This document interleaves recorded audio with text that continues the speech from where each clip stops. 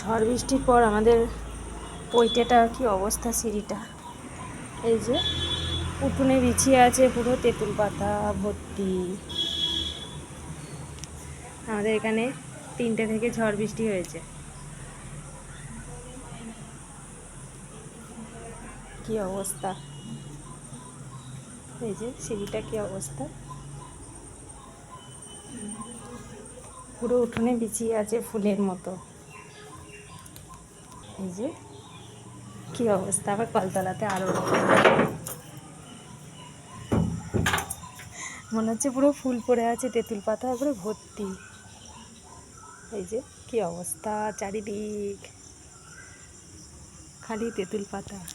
এই যে তেঁতুল গাছ, আমাদের বাড়িতে শুধু তেঁতুল পাতা, ঝাঁট দেওয়া মানে শুধু তেঁতুল পাতা। আর ঝড় হলে তো রক্ষা নেই, ছাদ বাড়ি ভর্তি হয়ে যাবে।